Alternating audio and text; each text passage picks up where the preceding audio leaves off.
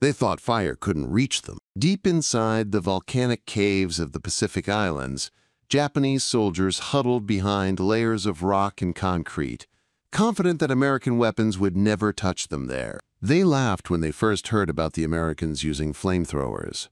To them, it sounded primitive, barbaric even.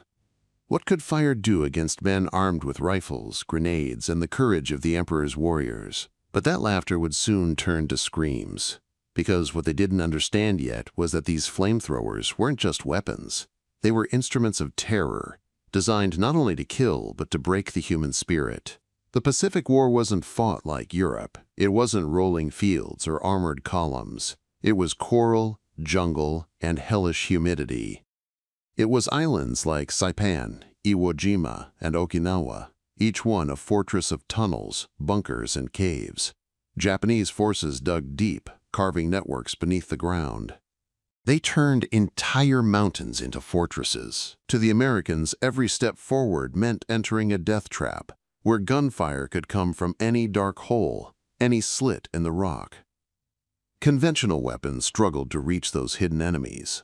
So the Marines brought fire. The M2 flamethrower wasn't just a tool, it was a message. It said, "We can burn you out, no matter where you hide." Imagine being a soldier inside a pitch-black cave, your only light the flicker of a dying candle, hearing the sound of pressurized fuel hissing outside. You don't see the enemy, only the growing heat, the sudden roar of ignition, and then a wall of liquid fire racing toward you, sticking to everything it touches. That's when the laughter stopped. At first, Japanese commanders underestimated it. They believed their underground positions would protect them, and to some extent, they did. Flamethrowers had limited range, only about 20 to 40 meters, and they needed the operator to be dangerously close. Japanese snipers and machine guns targeted anyone carrying those bulky fuel tanks. But what the Japanese didn't account for was the Americans' relentless innovation. They didn't just use the flamethrowers from the ground, they mounted them on tanks, turning them into mechanical dragons. One of the most feared of these was the M4 Sherman-Ronson, named after the lighter that lights every time. Marines fitted these tanks with flamethrower attachments capable of projecting fire over 150 yards. They could pour burning napalm into cave entrances, sealing them in molten death. The soldiers trapped inside weren't simply burned, they were suffocated, cooked alive as oxygen was consumed in seconds. Some Japanese chose to commit suicide before the flames reached them. Others stayed silent, hoping the Americans would think they were dead and move on. The smell of burning flesh became an all-too-familiar scent on those islands. But here's what makes it truly haunting. The Americans didn't use flamethrowers because they wanted to. Many Marines despised the weapon. They said it was too cruel, too inhuman. But they also knew there was no other way to survive. The Japanese refused to surrender. They fought to the last man, often faking death just to stab a passing Marine. So fire became the only language that worked. It didn't just destroy, it demoralized. Even the most fanatical soldiers couldn't fight when their lungs filled with smoke and their bunkers turned into ovens. Take Iwo Jima, for example. The island was riddled with tunnels, some stretching for miles, with multiple exits and hidden firing points.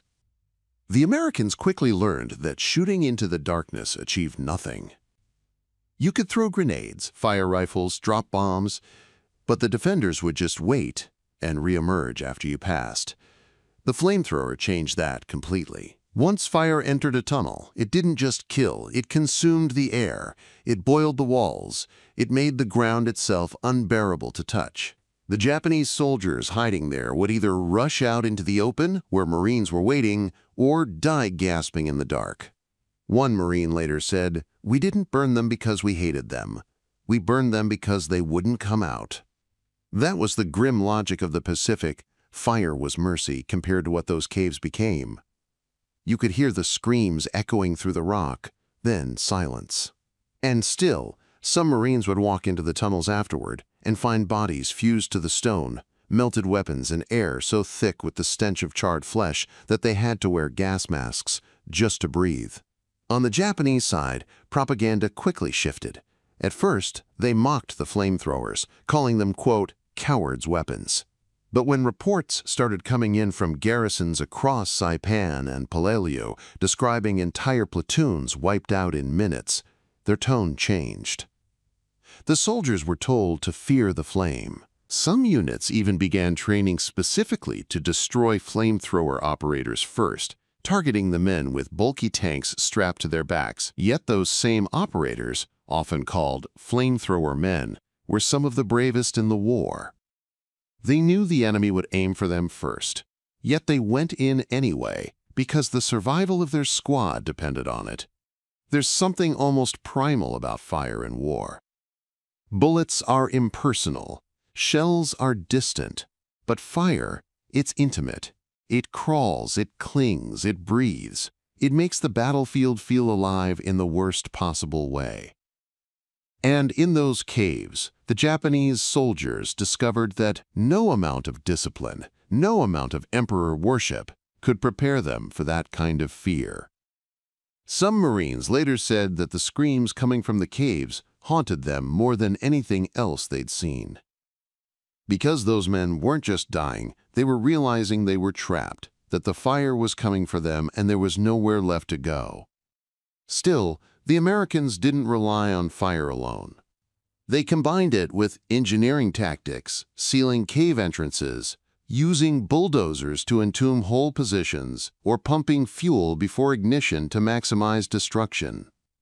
The method became known as blowtorch and corkscrew. First, you'd locate a cave entrance. Then you'd blast it with a flamethrower or tank-mounted flame jet. And finally, you'd collapse the exit with explosives.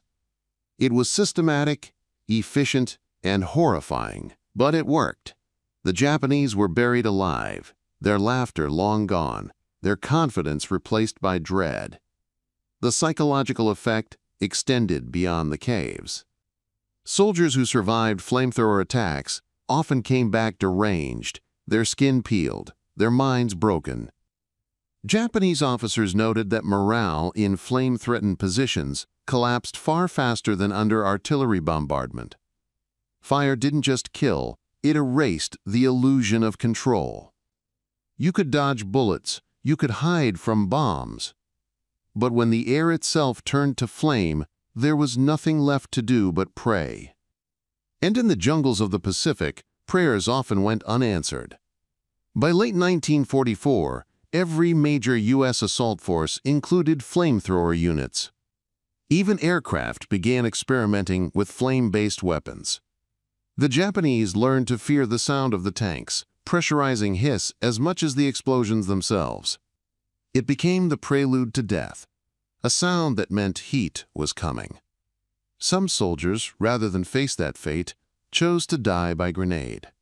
Others charged out of caves screaming, quote, quote, "Banzai," preferring bullets to fire. And slowly, across the Pacific Islands, the myth of Japanese invincibility began to crumble. Fire broke what bullets could not, the will to fight. Yet it's worth remembering, the men behind those flamethrowers carried scars of their own.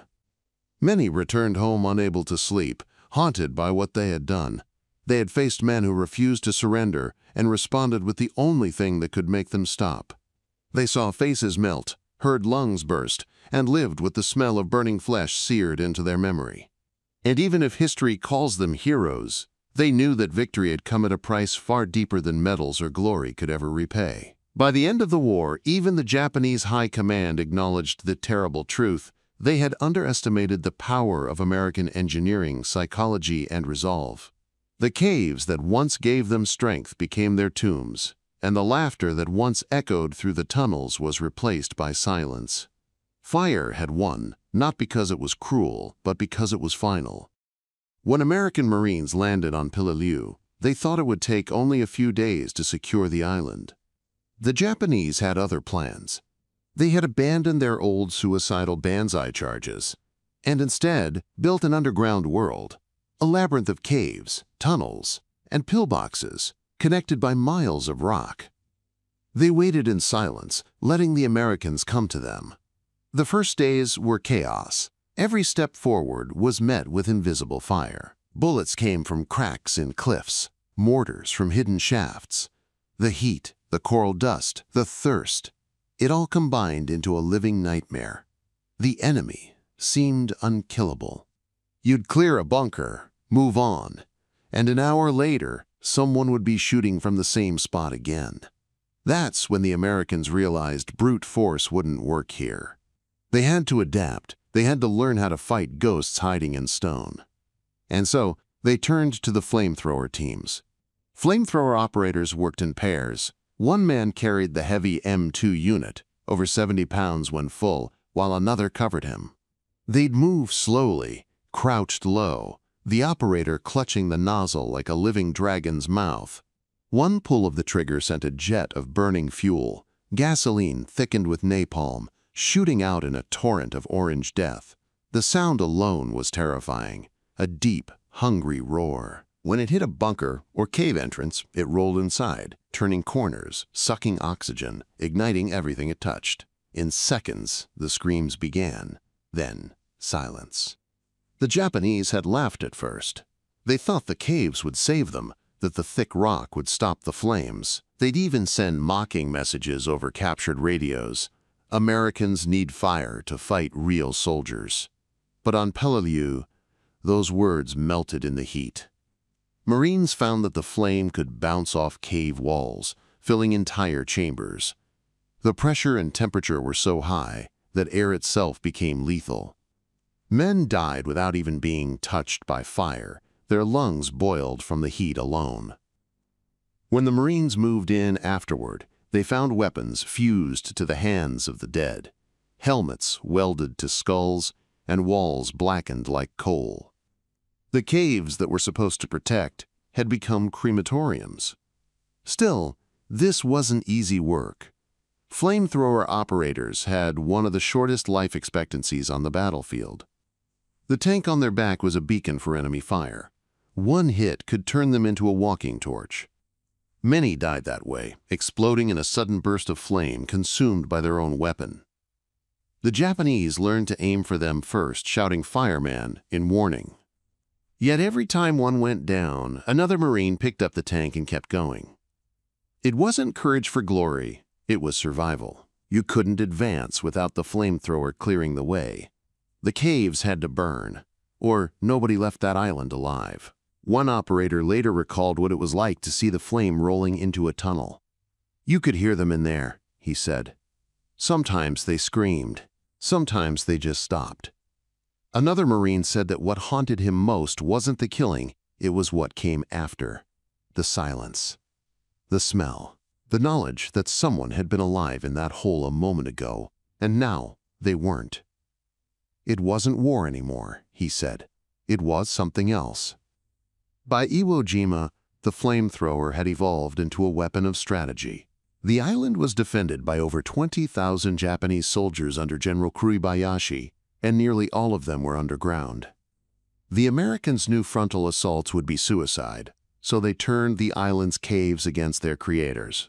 Each day, Marines moved yard by yard, sealing off openings, pumping fire into every crevice, every crack. Sometimes, they'd pour fuel into a cave and wait, letting the fumes build up before lighting it. The result was a thunderous explosion that blew entire sections of the hill apart. The Japanese soldiers trapped inside had no chance. But the defenders didn't surrender. Kuribayashi had forbidden it. "You will kill 10 Americans before you die," he told them. "Do not waste your life."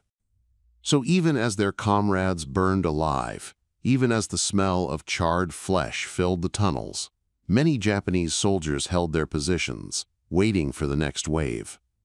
Some emerged at night to drag away burned bodies and reoccupy the same positions. Others dug new tunnels beneath collapsed ones, using the corpses of their comrades as shields. The Americans began to realize they weren't just fighting soldiers, they were fighting faith itself. And against faith, fire was the only argument that worked. To the Marines, each cave was a world of horror, You never knew what you'd find inside. Sometimes it was nothing but ash and melted metal. Other times, you'd walk in expecting silence and find a wounded soldier still clutching his rifle, waiting to shoot. The air inside those tunnels was so hot that some Marines fainted just standing near the entrance. And yet they had to go in, again and again, because if they didn't, the enemy would reappear behind them. The flamethrower became their torch in the underworld, their light in the darkness. It's easy now, decades later, to see it all as distant history. But imagine what it was like for those men, on both sides. The Japanese soldiers believed they were defending the emperor's will. They thought dying in the cave was noble, that surrender was shame worse than death. The Americans, on the other hand, just wanted to go home.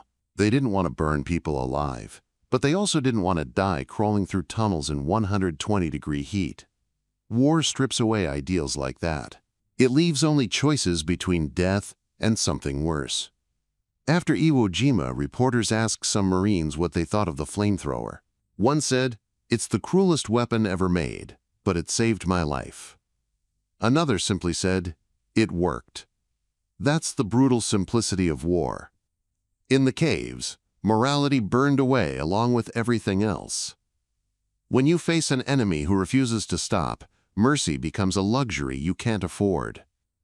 The Japanese survivors who lived through flamethrower attacks spoke about it years later. One described the moment the flames entered his bunker. It was like the sun had fallen into the earth. The air vanished. My body burned, but I could not scream.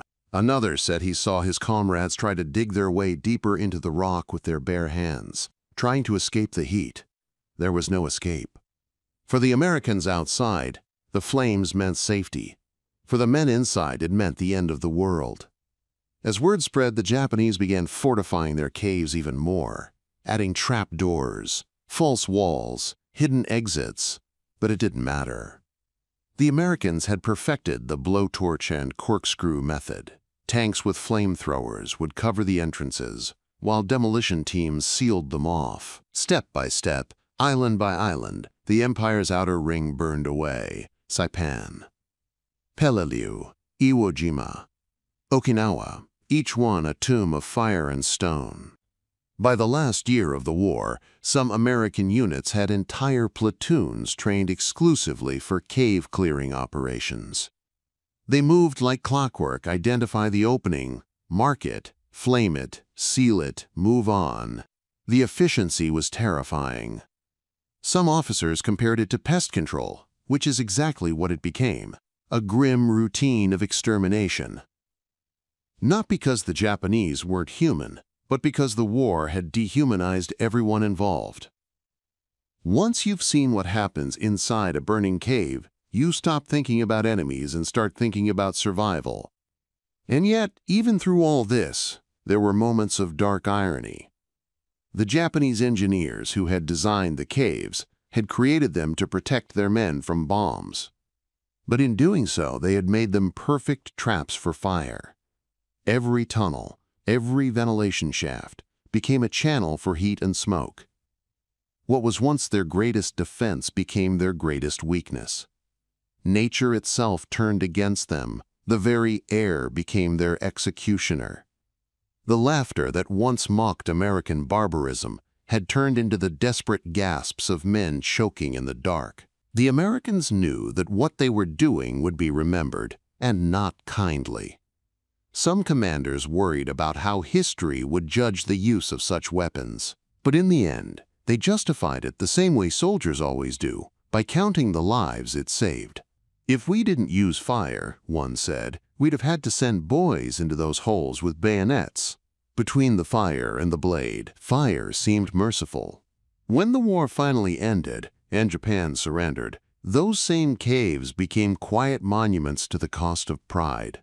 Many were sealed forever, entombing the dead within. Others became tourist sites years later, their blackened walls still smelling faintly of fuel and smoke. Visitors would stand there, looking at the scorch marks, not realizing that the ground beneath their feet was filled with the ashes of thousands. The soldiers who once laughed at the idea of flamethrowers had learned a lesson written in fire, that no fortress is safe from the will of an enemy who refuses to stop. Okinawa was supposed to be Japan's final shield, the last barrier between the advancing Americans and the home islands. The Japanese commanders poured everything they had into fortifying it. Thousands of caves were dug into the hillsides, stocked with weapons, ammunition, food, and men ready to die before surrender. They built tunnels connecting ridge lines so they could vanish from one point and reappear miles away. It was a defensive masterpiece until the fire came. By this point in the war, American flamethrower tactics had evolved into a science of destruction. They had portable M2 units for close range, armored flamethrower tanks like the M4A, 3R3 Zippo, and even modified amphibious vehicles capable of burning out positions on cliffs or beaches. On Okinawa, these became the most feared weapons on the island. The Japanese soldiers, once confident in their cave systems, now whispered prayers at the mere sound of the Zippo tanks rumbling in the distance. The hiss of igniting napalm was enough to cause panic. Men who had sworn never to retreat started abandoning their posts, coughing and crying as the heat and smoke filled the tunnels. For the Americans, it became a grim routine. Infantry would locate a cave, mark it with smoke grenades, and then call in a flamethrower tank. The tank would drive up slowly, its nozzle swinging toward the opening like a serpent. Then came the roar, a stream of burning fuel that turned the darkness into molten light. The flames would pour in, followed by an explosion of pressure that blew out anything still inside. Sometimes the fire shot out of a secondary exit hundreds of feet away, proof of how deep those tunnels ran. Marines would wait a few minutes, then move in with bulldozers to seal the entrance. One by one, the caves were erased. The Japanese soldiers began to experience a new kind of fear. It wasn't the fear of dying that had long been trained out of them. It was the fear of dying unseen, unheard, in the suffocating dark. Many officers wrote in their diaries about the unbearable heat, the smell of fuel seeping into the tunnels before ignition. One lieutenant described how his men would cover their faces with wet towels, trying to breathe as fire devoured the air. Another wrote about hearing a single word echo through the caves, mizu, meaning water, as the flames closed in. The next line in his diary simply ended mid-sentence, burned through. The Americans who carried out these operations lived with their own kind of horror. Flamethrower operators often said they could feel the heat through their gloves, even when they were 20 feet away. Some described seeing silhouettes writhing inside the flames, shadows that moved for a few seconds before collapsing. Many of these men went home with nightmares that lasted decades. They'd wake up smelling gasoline that wasn't there, hearing that distinctive hiss in their dreams. One Marine said he stopped lighting campfires because the crackle reminded him too much of the caves, but on the battlefield, there was no room for hesitation. The Japanese had turned Okinawa into a war of attrition, where mercy only got you killed. The caves weren't just hiding spots, they were ambush points, sniper nests, and artillery posts. If you spared one, you risked losing an entire squad minutes later. So the Marines made their hearts as hard as the rocks they were fighting through. They told themselves it wasn't personal. It was necessary. The fire wasn't vengeance. It was efficiency. Yet, some of them still couldn't shake what they saw. After one operation, a Marine platoon advanced on a freshly sealed cave. They heard muffled sounds inside, screaming, then pounding on the rocks, then nothing. The bulldozer operator stopped, staring at the ground. His commanding officer told him to keep going. The operator hesitated, his hands trembling, then pushed the lever forward. The cave collapsed. It was them or us, the officer said later, but his eyes gave away the truth. He wasn't sure anymore.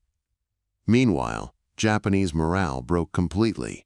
Officers who once preached honor above life began ordering their men to flee deeper underground, knowing full well there was no escape. Caves that had been strategic assets became death traps. Some soldiers tried to create countermeasures, digging air shafts, building barriers of wet sand, but none of it worked. Fire found its way through every crevice. Oxygen itself became the enemy. The The more they fortified, the more they suffocated. One American war correspondent wrote that watching a flamethrower assault was like, quote, seeing hell break through the earth. The flames didn't just enter a cave, they pulsed and moved like a living thing, sucking air in, exhaling fire out. Sometimes the heat was so intense that trees above the caves burst into flame, and rocks cracked from expansion. On Okinawa's Shuri Line, one of the most fortified sectors, whole sections of hillside glowed red at night like burning coals. Soldiers on both sides said the island seemed alive, breathing fire. Still, the Japanese refused to surrender. There were moments when Marines burned a cave, moved on, and later saw soldiers crawling out through new holes, blackened and half dead, still firing their rifles. It was no longer about strategy, it was madness. A death cult played out in real time. American units started referring to the caves as, quote, meat ovens. They knew that every time they lit one, dozens of men were dying inside. But there was no other way. When the enemy builds his fortress underground, you can't take it, you have to erase it. Toward the end of the battle, the U.S. military calculated that over 60% of Japanese casualties on Okinawa came from flamethrowers or explosives used in cave clearing. The numbers were staggering, but so was the toll on the attackers. Nearly every Marine division involved in the campaign reported psychological trauma among flamethrower teams. Some couldn't eat hot food afterward. Others refused to talk about what they'd done.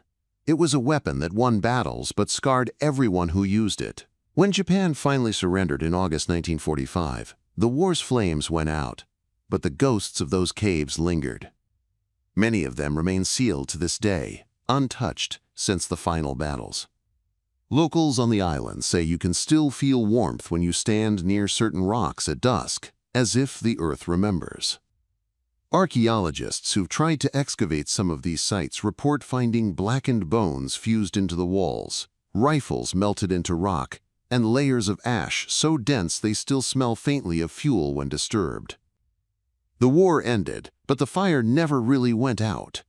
What's remarkable is how the weapon that once symbolized terror later became almost forgotten. Flamethrowers were banned from regular use after the war, deemed too inhumane even for modern combat. But for those who saw them in action, they needed no reminder of their power. Fire doesn't just kill, it teaches. And in the caves of the Pacific, it taught both sides the same brutal lesson, that when humans choose to fight like animals, the earth itself becomes the cage, and the fire is always waiting.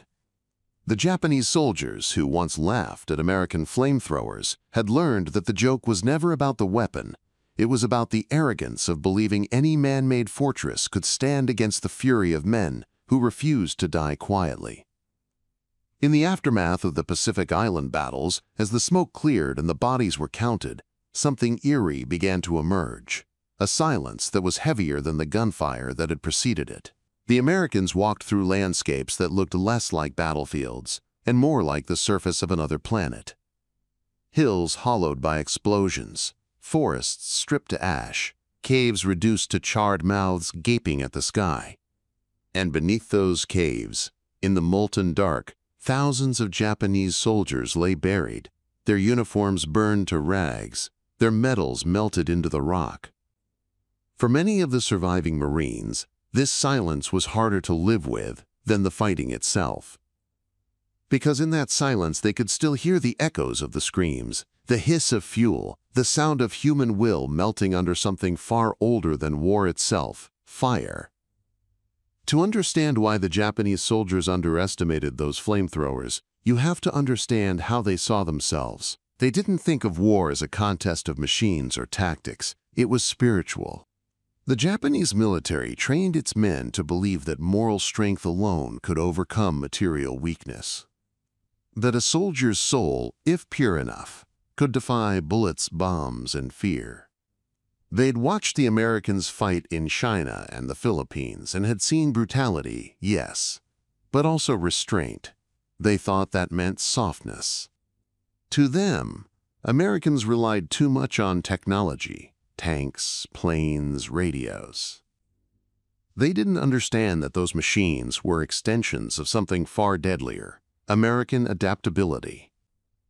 When reports of the first flamethrower attacks reached the Japanese high command, they dismissed them as isolated incidents, exaggerated by fear. "The Americans use fire because they are cowards," one officer wrote. But when entire divisions vanished into smoke on Saipan and Iwo Jima, the tone changed. A captured Japanese officer confessed that the flamethrower had become a weapon from nightmares because it left no chance for bravery, no chance for honor. It stripped away every illusion they'd built around what dying for the emperor was supposed to mean. A bullet could be faced, a sword could be met, but what courage could you show against something that burned the air itself? That was the deeper victory the Americans achieved in those caves. It wasn't just about clearing positions, it was about breaking the myth of invincibility that fueled Japan's resistance. Fire was psychological warfare at its most primal. Even the threat of it was enough to empty entire cave systems without a single shot being fired. Marines would sometimes fire a short burst near an entrance, just to hear the reaction inside. The moment the hiss of fuel hit the air, voices would start shouting, guns would clatter, sometimes a lone figure would stumble out screaming. The fear was uncontrollable. It was evolution itself, our ancient terror of fire, wired into the human brain, awakened again in the modern age. But the story doesn't end with the Americans as triumphant heroes, because the men who carried those flamethrowers didn't walk away unscarred. They were young, most barely 20. They had seen things that no one should ever have to see. One Marine, interviewed decades later, broke down describing what it felt like to use a flamethrower for the first time. "You squeeze the trigger," he said, "and it's like holding hell in your hands. You can feel the heat behind you, hear the fuel bubbling in the tank. When it hits, you see them running, burning, and you know they're people, but your brain doesn't let you feel that until it's too late." When those men came home, many couldn't talk about what they'd done. They couldn't explain to their families why they flinched at the sound of a gas stove, or why they couldn't stand to be near fireworks on the 4th of July. The military didn't call it trauma back then. They called it battle fatigue, but it wasn't fatigue. It was guilt, the kind that seeps into your bones and never leaves. Because deep down, they knew that the war had forced them to become something unrecognizable. To survive, they had to use fire not just against the enemy, but against their own humanity, and the Japanese survivors carried their own ghosts. The few who crawled out of those caves alive returned to a country that had been reduced to ashes. Tokyo, Osaka, Nagoya, all burned by American firebombing campaigns that made the island battles look small. The flames had followed them home, and when the atomic bombs fell on Hiroshima and Nagasaki, many of those soldiers saw it not as the end of war, but as the completion of it. Fire from the ground, fire from the sky, everywhere they looked, the empire they had fought to protect was burning. Some wrote that the gods themselves had turned away.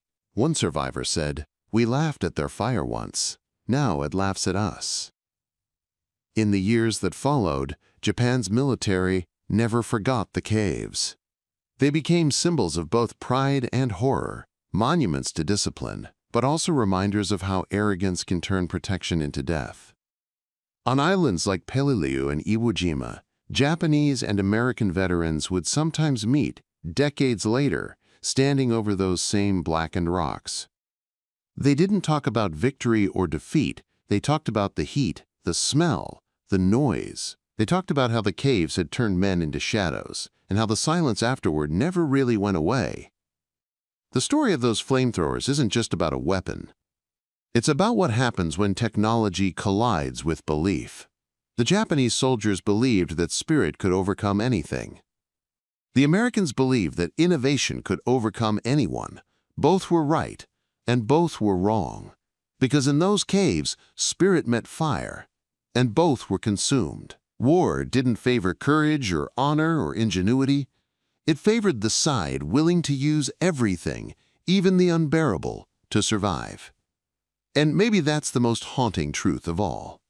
The Japanese soldiers laughed at the flamethrowers because they thought it made the Americans less human. But in the end, it was fire that reminded everyone on both sides just how human they really were. Fragile, fearful, capable of unspeakable things when pushed far enough. The kind of things that history buries under medals and parades, but the earth remembers forever.